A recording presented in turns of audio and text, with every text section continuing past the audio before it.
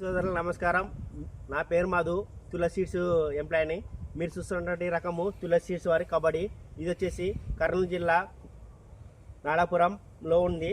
చూడండి, తులసి సీడ్స్ వారి కబడ్డీ అనే వెరైటీ. సైడ్ బ్రాంచెస్ 1, 2, 3, 4, 5, 6, 7, 8, 9, 10, 11, 12, 13, 14, 15, 16, 17, 18, 19, 20 వరకు వచ్చినాయి.